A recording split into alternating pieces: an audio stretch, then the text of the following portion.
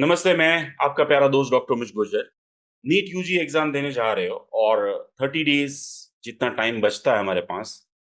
जैसे जैसे एग्जाम की डेट नजदीक आती है वैसे वैसे धड़कनें ही सिर्फ नहीं बढ़ती है, बहुत सारे क्वेश्चंस भी राइज होते हैं। जैसे कि सिलेबस कंप्लीट नहीं होगा तो क्या, मार्क्स नहीं बढ़ रहे, स्टार्ट कहाँ से करूँ एंड कहाँ से करूँ, किस चीज पे कंसंट्रेशन करूँ, रिवीजन अच्छे से नहीं हो पा रहा है, 11th याद नहीं है, 11th पे फोकस करूँ या 12th पे, थियोरी या एमसीक्यूज, मॉक टेस्ट दूं या क्लास को फॉलो करूं, ऑर्गेनाइजेशन को फॉलो करूं, ओवर थिंकिंग की प्रॉब्लम, उसमें स्ट्रेस भी है, फियर भी है, लगता है कि पता नहीं क्या पूछा जाएगा, एमसीक्यूज में दो ऑप्शंस में गड़बड़ी हो रही है, जो आता है उसमें भी गलतियां हो रही है, टाइम मैनेजमेंट कैसे करूं, डेली की पढ़ाई कैसे करूं।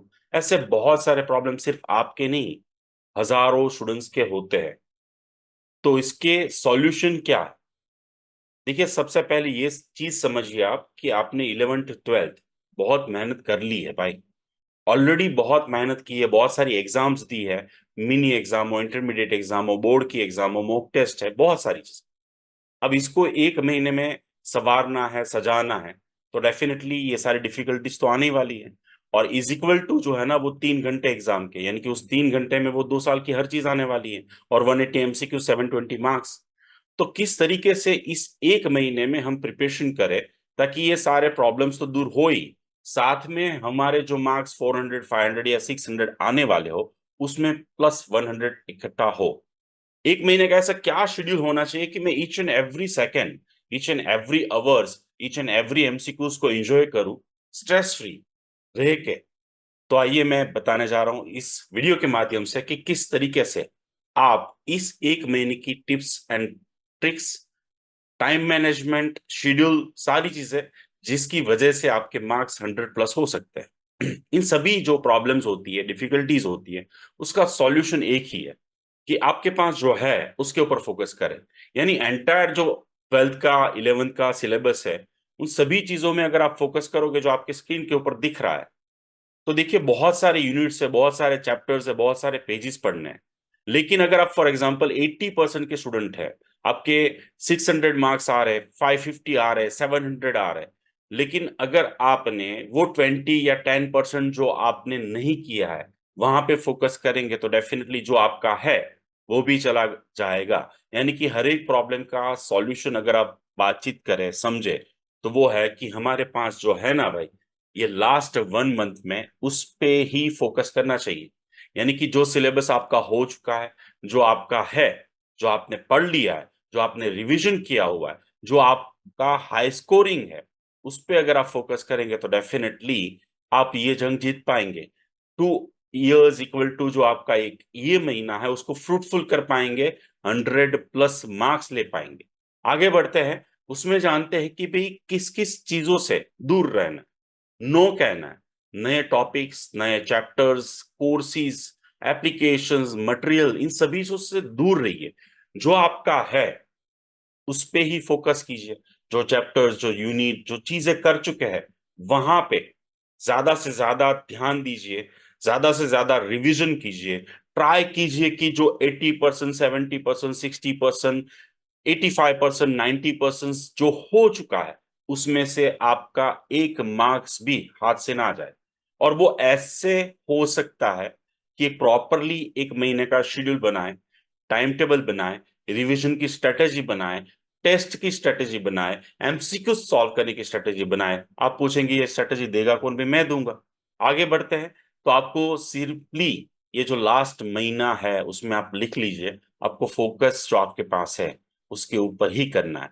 तो ये एंटायर जो सिलेबस आपको स्क्रीन पे दिख रहा है, इसमें से आपका क्या है वो अलग से निकालिए और एक बकेट बनाइए, आपका खुद का एक बकेट बनाइए। उस बकेट को ही रिवाइज करना है, उस बकेट का ही यूज करना है, उस बकेट को हथियार बनाना है इस एक महीने की। और इस एक महीने में आपने अगर ये स्ट्रेटेजी अपना ली, तो वो 3 घंटे भी आपके हैं। जितने मार्क्स के आप स्टूडेंट हो, जितना आपने मेहनत किया है, वो डेफिनेटली प्लस होगा वो 3 घंटे में। तो आइए ये एंटायर सिलेबस को पहले जानते हैं कि कैसे आपको आपका बकेट बनाना है। तो सबसे पहले देखिए, आप ऐसा चेकलिस्ट यूज कर सकते हैं जहां पे फिजिक्स, केमिस्ट्री और बायोलॉजी में जो जो यूनिट्स है और उसमें जो चैप्टर्स है, उसमें से कौन से आपके 100% कंप्लीट हो चुके हैं। परसेंटेज भी लिख सकते हैं, यस एंड नो का साइन भी कर सकते हैं। और इस चेकलिस्ट यूज करके आप बनाएंगे अपना खुद का बकेट, और वो बकेट को यूज करेंगे पूरे एंटायर 1 मंथ रिवीजन की स्ट्रेटजी में, जो आगे मैं बताने वाला हूं। तो इस तरीके से आप क्या करेंगे, अपना खुद का बकेट बनाएंगे और फिर उसके बाद उसको डिवाइड करेंगे 30 डेज में।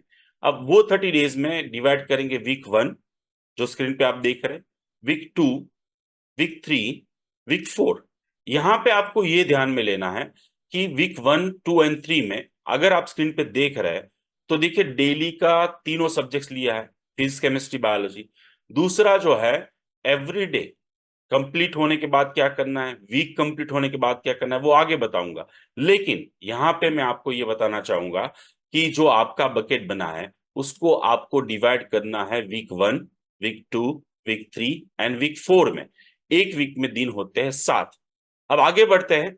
आपको क्या करना है कि जैसे ही आपने चेकलिस्ट यूज किया, जो चैप्टर्स आपके हैं, जो आपके 100%, 80%, 90% हुए हैं, उसको इस तरीके से जो आप शेड्यूल देख रहे हैं, ऐसे बनाइए आपका खुद का बकेट और उसमें लिख दीजिए कि डे 1 पे, डे 2 पे, डे 3 पे, वीक 1 पे, वीक 2 एंड 3 एंड 4 पे कौन कौन से चैप्टर्स, यूनिट्स आप करने वाले हैं रिवाइज।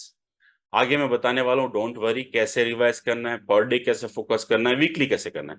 लेकिन यहाँ पे क्वेश्चन मार्क ये होता है कि वीक 1 में क्या ऐड किया जाए, वीक 2 में क्या ऐड किया जाए, वीक 3 में क्या, एंड वीक 4 में। तो आपने जो अपना बकेट बनाया है उसमें आपको देखना है कि उसमें से, क्योंकि focus on what you have, उसमें से कौन से chapters, topics most important, highly scoring है। तो ये कहां से पता चलेगा डॉक्टर उमेश गुर्जर, ये भी बता दो। तो भाई देख लो आगे। तो बायोलॉजी के इंपॉर्टेंट 11th और 12th के चैप्टर्स है। यहाँ पे 4 कॉलम आपको दिख रही है। कॉलम नंबर 1 जो इंपॉर्टेंट है और इजी टॉपिक है, इंपॉर्टेंट एंड डिफिकल्ट टॉपिक है, नॉट इंपॉर्टेंट एंड इजी है, नॉट इंपॉर्टेंट एंड डिफिकल्ट, यानी कि फर्स्ट 2 कॉलम है वो हाईली स्कोरिंग है। हाईली स्कोरिंग कैसे पता चलेगा, तो टेबल देखिए, लास्ट 5 years के यहाँ पे बॉटनी, बायोलॉजी के चैप्टर्स लिखे हैं। उसमें से इजी क्वेश्चन कितने पूछे गए, मीडियम, हार्ड यानी कि डिफिकल्ट, टोटल कितने क्वेश्चंस, ऑन एन एवरेज उसका वेटेज कितना। तो यहां से आपको आपका जो चेकलिस्ट आपने बनाया ना, वहां पे वेटेज भी लिख देना है, ताकि आपको पता चल जाए कि ये वाला जो चैप्टर है वो हाईली इंपॉर्टेंट है, हाईली वेटेज है, जहां से बार बार बहुत ज्यादा क्वेश्चंस नीट यूजी एग्जाम्स में पूछे गए हैं। तो इस तरीके से आपको जूलॉजी का भी शेड्यूल दिख रहा है, जिसकी मदद से आपको पता चलेगा कि आपका जो बकेट है उसमें से कौन से chapters highly important, highly scoring है। ये इसलिए क्योंकि आगे आपको हेल्प करेगा ये चीजें ऐड करने में आपके बकेट में, आपके वीक 1, 2, 3 एंड 4 के शेड्यूल में। नेक्स्ट है वो है केमिस्ट्री। तो केमिस्ट्री की फर्स्ट रो जो है वो हाईली इंपॉर्टेंट है। अब इसका वेटेज देखते हैं, एनालिसिस देखते हैं लास्ट 5 years का। तो यहाँ पे देखिए स्क्रीन में आपको कौन कौन से चैप्टर्स है जो हाईली, यानी कि ऑर्गेनिक केमिस्ट्री है उसके सारे चैप्टर्स बहुत इंपॉर्टेंट, अप्रोक्सीमेटली 37 क्वेश्चंस पूछे जाते हैं, 18% वेटेज। तो इसमें डिटेल में भी आप जा सकते हैं। फिजिक्स, तो फिजिक्स के देखिए फर्स्ट 2 कॉलम जो इंपॉर्टेंट है। नाउ 5 years के एनालिसिस देखिए और वहां से पता चलेगा कि आपका जो बकेट बना है उसका जो वेटेज है वो कितना हो रहा है। आगे बढ़ते हैं। इसके बाद आपका जो बकेट है उसको आपको डिवाइड करना है वीक 1, 2, 3, 4। वीक 1 में हमने जो बात की, जो हाईली स्कोरिंग है, जिसका वेटेज ज्यादा है, जिसमें से बहुत ज्यादा क्वेश्चंस पूछे गए हैं हर साल, उसको आपको वीक 1 में डालना है। यानी कि ये जो आप स्क्रीन में देख रहे हैं, यहाँ पे आपको वीक 1 में फिजिक्स, केमिस्ट्री, बायोलॉजी में डालना है। अब आप पूछेंगे क्यों, ऐसा क्यों करना है। तो हाईली इंपॉर्टेंट जो है उसको वीक 1 में इसीलिए डालना है ताकि वीक 1 के एंड में रिवीजन हो, वीक 2 के एंड में भी रिवीजन हो, वीक 3 के एंड में भी रिवीजन हो और वीक 4 में भी। यानी कि वीकली जो शेड्यूल है उसको समझेंगे तो आपके ये क्वेश्चन का आंसर मिल जाएगा और आप बोलेंगे wow, yes, really brilliant idea. तो यहाँ पे देखिए हमें क्या करना है, वीकली जो शेड्यूल हम बना रहे हैं उसमें ये याद रखना है सबसे पहले कि every 7th day revision day रहेगा, यानी कि first, second, third, fourth, fifth and six days ही हम यहाँ पे चैप्टर्स ऐड करेंगे फिजिक्स, केमिस्ट्री, बायोलॉजी के। एवरी 7th डे के एंड में हमें पूरा 6 दिन का सब कुछ रिवाइज करना है हमारी short notes, mind map, flash card की मदद से। सेकेंड, 180 एमसीक्यूज की मॉक टेस्ट देनी, यानी कि जो चैप्टर्स, जो यूनिट हमने कंप्लीट किए वीक 1 में, उसकी टेस्ट हमें देनी है 180 एमसीक्यूज।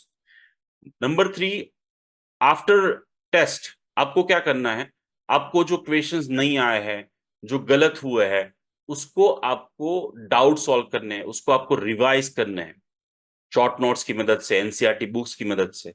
फिर उसके बाद 180 एमसीक्यूज की प्रीवियस ईयर्स, यानी कि 2024, 23, 22, 21, 20 के आपको मॉक टेस्ट देने, सेम एज आप जैसे एग्जाम में देने जा रहे हैं। आपको क्या करना है कि वही ओएमआर शीट प्रिंट देनी है, वैसे ही बबलिंग करना है, पेपर प्रिंट निकालना है और एग्जाम देनी है, ताकि आपको नेट प्रैक्टिस हो। एवरी 7 डे याद रखिएगा, वीक 1, 2, 3, 4, एवरी वीक 7 डे आप ये सारी चीजें करेंगे। वीक 1 पे जितना पढ़ाई की है आपने वो सब कुछ रिवाइज करेंगे, फिर उसके बाद उसकी ही टेस्ट देंगे। वीक 2 पे आप क्या करेंगे, वीक 1 और 2 दोनों को रिवाइज करेंगे और उसकी टेस्ट देंगे। वीक 3 पे 1, 2 एंड 3, और वीक 4 पे 1, 2, 3, 4 सभी चीजें रिवाइज करेंगे और उसकी 180 एमसीक्यूज की टेस्ट देंगे। यहाँ पे क्वेश्चन ये होगा कि सर ये टेस्ट हम कहाँ से दें? तो देखिए भाई, आपके पास एप्लीकेशन होगी या तो फिर बहुत सारी बुक्स होगी जहां से आप निकाल के ये टेस्ट दे सकते हैं। जो जो चैप्टर्स, टॉपिक्स आपने लिखे, या तो फिर आप अपने टीचर से भी रिक्वेस्ट कर सकते हैं। बहुत सारी एप्लीकेशंस लाइव अवेलेबल है जहां पे आप सिलेक्ट कर सकते हो कि भाई ये चैप्टर से आपको टेस्ट देनी है, इतने चैप्टर से देनी है, इतने यूनिट से देनी है, और वहां से आपके 180 एमसीक्यूज हो जाएंगे और वो टेस्ट दे सकते हैं। दूसरा, अगर आपके फॉर एग्जांपल कुछ क्वेश्चंस गलत होते हैं तो आपको क्या करना है, जैसे ही टेस्ट कंप्लीट हुई उसको डाउट 100% क्लियर करना है, उसकी थियरी पढ़ लीजिए, उसकी एनसीईआरटी बुक्स, उसकी शॉर्ट नोट्स है, और ऐसे सॉल्व कीजिए कि अगर उसमें से कोई भी क्वेश्चंस आए तो वो आपके हाथ से जाना नहीं चाहिए नेक्स्ट टाइम। देखिए, हर वीक में आप टेस्ट दे रहे हैं तो नेक्स्ट वीक भी आ सकता है सेम चीज, है ना? तो आपको पता चल जाएगा। गलतियां कीजिए, मैं तो चाहूंगा कि एक महीने आप बहुत सारी गलतियां करें, बहुत सारी गलतियां करें, डेली बेसिस करें, लेकिन वो गलतियां सेम रिपीट नहीं होनी चाहिए। और स्पेशली वो रिपीट इस महीने में नहीं होगी तो डेफिनेटली वो 3 घंटे जो एग्जाम के है ना, वहां पे भी नहीं होगी। तो every 7 day revision day. First आप रिवाइज करेंगे टॉपिक फटाफट। दूसरा, आप 180 एमसीक्यूज उसी टॉपिक चैप्टर्स की टेस्ट देंगे। तीसरा, डाउट सॉल्व करेंगे। चौथा जो है वो प्रीवियस ईयर का पेपर निकालेंगे, पेपर को प्रिंट आउट करेंगे। प्रिंट आउट करने के बाद ओएमआर शीट 60 उसी रूल्स रेगुलेशन के साथ आप एग्जाम देंगे। फिर उसके डाउट सॉल्व करेंगे, जहां गलती हुई है उसको NCERT book, short notes, mind map, flash card से रिवाइज करेंगे। और एंड ऑफ द वीक जब आप सोने जाओ तो ऑफ कोर्स फिर से रिवीजन करेंगे। इसका फायदा यह है कि वीक 1 के टॉपिक्स आपके डेली तो रिवाइज हो ही रहे, साथ में एवरी वीक रिवाइज होंगे, यानी कि टोटल 4 बार जो हाईली इंपॉर्टेंट है, यानी कि जो आपका बकेट है, जिसमें से जो चैप्टर और यूनिट हाईली वेटेज वाले हैं उसको आपने वीक 1 में डाले थे, उससे कम वाले वीक 2 में डाले थे, उससे कम वाले वीक 3 में, और उससे कम वाले वीक 4 में। तो देखिए क्या होता है कि वीक 1 वाले जो हाईली स्कोरिंग थे वो 4 बार रिवाइज हो गए। तो इस तरीके से आपको क्या करना है, एवरी 7 डे रिविजन, पहले रिवीजन करेंगे, फिर उसके बाद मॉक टेस्ट देंगे जो टॉपिक्स हुए उसके, और फिर उसके बाद प्रीवियस ईयर का एक टेस्ट देंगे। और देन दोनों टेस्ट के बाद आपको क्या करना है, आपको डाउट सॉल्व करने, क्वेरीज करने हैं। आप अपने टीचर्स, गुरु का भी सपोर्ट ले सकते हैं। रिवीजन याद रखिएगा हमेशा शॉर्ट नोट से कीजिए, क्योंकि बहुत लेंथी बुक्स यानी कि एनसीईआरटी बुक्स फॉलो करने लगेंगे आप तो टाइम कंज्यूमिंग प्रोसेस हो जाएगी।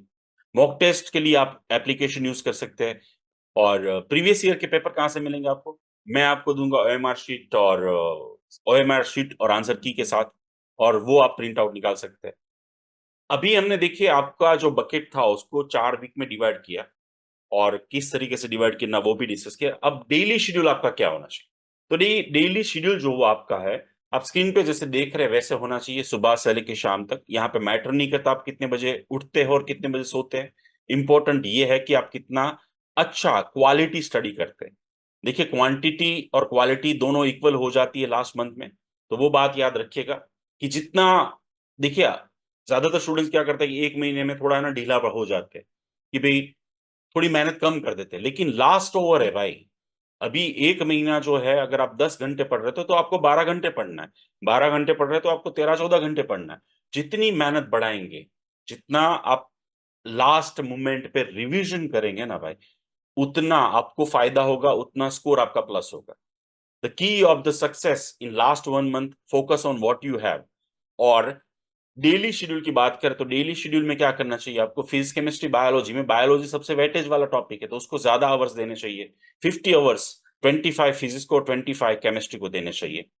डेली जो शेड्यूल है आपका, उसमें multiple subjects, usually students mistake ये करते हैं कि आज बायोलॉजी कर लिया, कल केमिस्ट्री, या 2 दिन बायोलॉजी, 3 दिन केमिस्ट्री।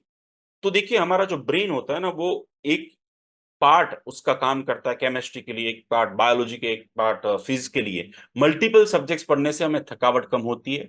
दूसरा, कंसंट्रेशन लेवल बढ़ता है। तीसरा, स्टडी आवर्स बढ़ते हैं हमारे। नेक्स्ट टिप्स आपको डेली शेड्यूल के लिए है कि आपका जो डे है, उसका स्टार्टिंग डिफिकल्ट सब्जेक्ट से करना चाहिए। अगर आपके लिए फिजिक्स डिफिकल्ट है तो वहां से स्टार्ट कीजिए।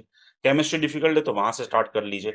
और बायोलॉजी यूजुअली सभी स्टूडेंट्स के लिए इजी होता है, तो उसको लास्ट में रखना चाहिए, ताकि आपका लेवल ऑफ कंसंट्रेशन, स्टडी के आवर्स जो है वो बढ़े। आगे बढ़ते हैं एग्जाम पैटर्न। देखिए, एग्जाम पैटर्न को फॉलो करना बहुत जरूरी है इस लास्ट एक महीने में। यानी कि 30 दिन में आपको अगर 100+ मार्क्स बढ़ाने हैं, तो आपको क्या करना है? 12 से 5 सोना नहीं है, 12 से 5 खाना नहीं है, क्योंकि आपको उस 3 घंटे जो एग्जाम का डे है, तब 12 से 5 काम पढ़ाई करनी है। एसी नहीं होगा वहां पे। आपको जो है वो बैच पे बैठ के प्रैक्टिस होनी चाहिए, यानी कि 3 घंटे बैठने की प्रैक्टिस, साथ में 12 से 5 आपको अपनी बॉडी को बायोलॉजिकल क्लॉक में सेट करना है, ताकि आपका जो फाइनल मैच है, जिसमें आपको जो टाइमिंग पे खेलना है, उसी टाइमिंग पे अगर आप प्रैक्टिस करेंगे डेली बेसिस, तो डेफिनेटली आपका परफॉर्मेंस, कंसंट्रेशन लेवल, सारी चीजें जो है बहुत अच्छे से बढ़ेगी। तो डेली टाइम टाइम टेबल बनाइए। यहाँ पे आप अपना टाइम टेबल लिखिए। यहाँ पे लिखिए कि आज आपके फिजिक्स, केमिस्ट्री और बायोलॉजी में अगेन मल्टीपल, यानी कि 3 सब्जेक्ट पर डे होने चाहिए। डिफिकल्ट सब्जेक्ट से स्टार्ट कीजिए, इजीएस्ट सब्जेक्ट लास्ट में रखिए। और यहाँ पे लिखिए कि भी, जैसे फॉर एग्जांपल मैंने, मेरा जो बकेट था वीक नंबर 1, 2, 3, 4 का, अब मैं डेली शेड्यूल बना रहा हूँ, यानी कि एवरी 6 डे का। 7 डे का तो मैंने फिक्स बता ही दिया है। तो 6 6 दिन का जो बनाएंगे, उसमें हमें यहाँ पे क्या लिखना है? चैप्टर्स, सब्जेक्ट्स लिखने हैं, टॉपिक्स लिखने हैं, कि फिजिक्स में मैं आज कौन से करूंगा, केमिस्ट्री में कौन से करूंगा, बायोलॉजी में कौन से करूंगा। And the most important and the hint for the daily routine is, subjects 1 for example आपका फिजिक्स, केमिस्ट्री या फिर बायोलॉजी है, तो उसकी पहले जल्दी से थियरी पढ़ लीजिए।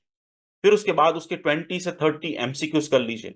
फिर उसके बाद सब्जेक्ट 2, यानी कि पीसीबी, उसकी थियरी जल्दी से शॉर्ट नोट्स या फिर माइंड मैप या फ्लैश कार्ड, जो भी चीज आपके पास है। अगेन फिर से मैं कहूंगा, कोई नई चीज यूज करनी नहीं है, जो है उसी पे फोकस करना है, उसी को यूज करना है। नई चीज यूज करेंगे तो डेफिनेटली कंफ्यूज होंगे, आपके प्रॉब्लम्स बढ़ेंगे, आपका टाइम वेस्ट होगा। Subject 2, physics, chemistry, biology theory, फिर उसके बाद एमसीक्यूज कर लीजिए, ताकि वो फटाफट रिवाइज हो। देन सब्जेक्ट नंबर 3, थियरी, फिर उसके बाद एमसीक्यूज।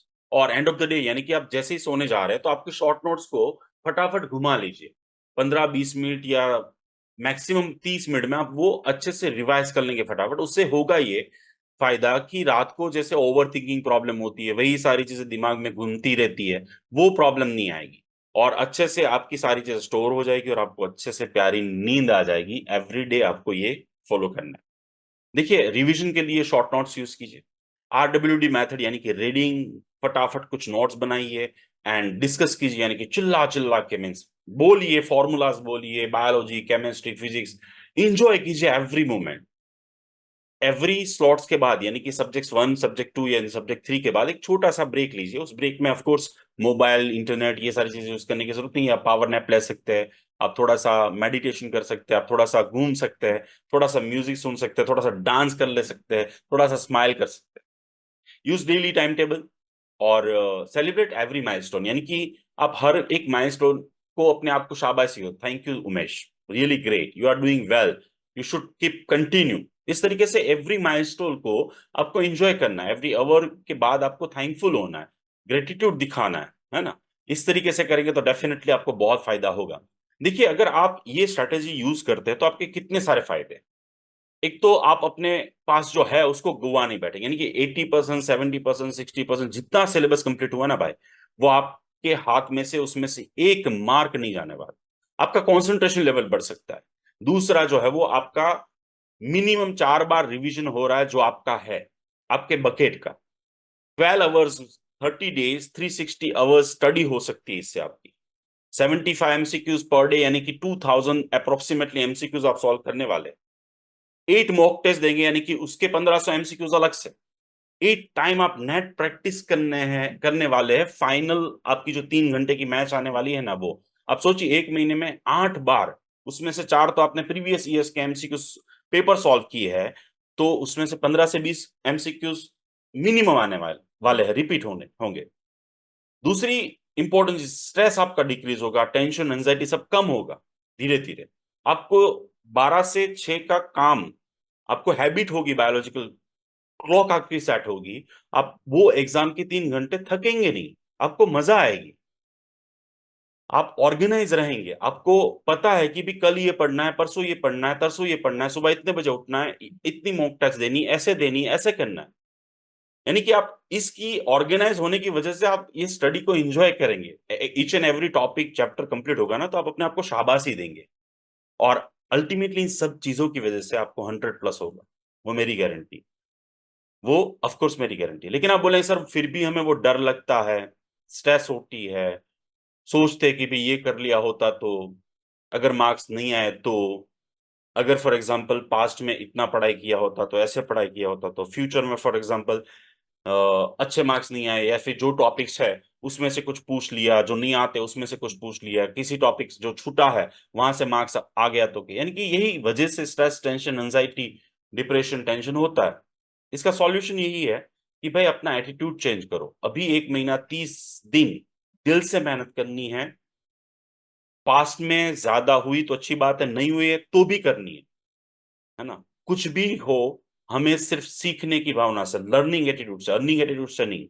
यानी कि मैं अभी पढ़ने बैठू, पीसीबी थियरी प्रैक्टिकल जो मैंने बताया, weekly daily schedule, as per that पढ़ने बैठू, और उसमें आपको जो फोकस करना है वो है कि मुझे कुछ सीखना है, मुझे नॉलेज पाना है, मुझे अर्न नहीं करना है। मार्क्स के पीछे मत दौड़ो, run behind the knowledge, not behind the marks. और ऑटोमेटिकली आप each and every moment enjoy करने लगेंगे, प्रेजेंट मोमेंट में रहने लगेंगे, और पास्ट और फ्यूचर की आपको चिंता नहीं होगी। Never run behind the marks, let marks run behind you. यानी इस फॉर्मूला को आप यूज करेंगे, यानी कि अगर आप लर्निंग एटीट्यूड से नॉलेज के पीछे भागेंगे ये 30 दिन, अपने आप को निचोड़ दो बॉस, तो डेफिनेटली क्या होगा, मार्क्स आपके पीछे आएंगे, मार्क्स आपके पीछे दौड़ के आएंगे, आपके मार्क्स धीरे धीरे बढ़ने लगेंगे। नीट यूजी ही नहीं, बट मेडिकल की जितनी भी एग्जाम्स आती है, एमबीबीएस, एमबीबीएस के पहले, एमबीबीएस के बाद, पीजी के लिए, पोस्ट ग्रेजुएशन के लिए, जैसे माइंड मैप चाहिए आपको, शॉर्ट नोट्स चाहिए, अगर आपको लास्ट 14 ईयर्स के पेपर चाहिए विथ ओएमआर शीट, तो ये ओमेजुकॉन की हमारी एप्लीकेशन है, और जहां पे जाके आप ये सारी चीजें डाउनलोड कर सकते हैं। इसके अलावा अगर आपको आपके व्हाट्सएप पे ही mind map, short notes, MCQs, क्योंकि मैंने ये सारी चीजें बोली कि इसी से रिवाइज करना है, और आपको अगर ये सारी चीजें चाहिए तो दिए गए नंबर, यानी कि जो स्क्रीन पे दिख रहा है उस नंबर पे आपको व्हाट्सएप करना है, आपका नाम, आपका पता, और आपको लिखना है कि भी मुझे ये माइंड मैप चाहिए, मुझे शॉर्ट नोट्स चाहिए, मुझे प्रीवियस ईयर्स के पेपर्स चाहिए, तो आपको व्हाट्सएप फ्री ऑफ कॉस्ट मिल जाएगा। मैंने आपको बताया किस तरीके से आप 2 साल की मेहनत को ऑर्गेनाइज करके 1 महीने में स्ट्रेस फ्री, टेंशन फ्री, या फिर जितनी भी क्वेरीज राइज होती है थाउजेंड्स ऑफ स्टूडेंट्स को, उससे मुक्त हो सकते हैं, और अपना स्कोर 100+ बढ़ा सकते हैं। अगर आप ये शेड्यूल मंथली 30 दिन का, वीकली या फिर डेली नहीं बना पाते, तो आप मेरी, यानी कि डॉक्टर उमेश गुर्जर, हमारी टीम की हेल्प ले सकते हैं, जहां पे हम पहले आपका एवोल्यूशन करेंगे, जानेंगे कि आपका कितना कंप्लीट है, आपका बकेट बनाएंगे, उसको डिवाइड करेंगे वीक 1, 2, 3 में।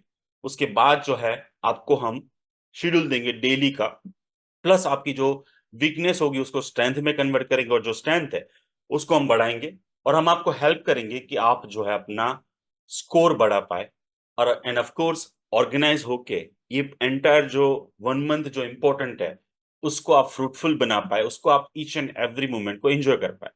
दिए गए नंबर पे आप संपर्क कर सकते हैं। इसके अलावा अगर आपको 12th के बाद MBBS admission related, India abroad कोई भी गाइडेंस चाहिए तो हमारा संपर्क कर सकते हैं।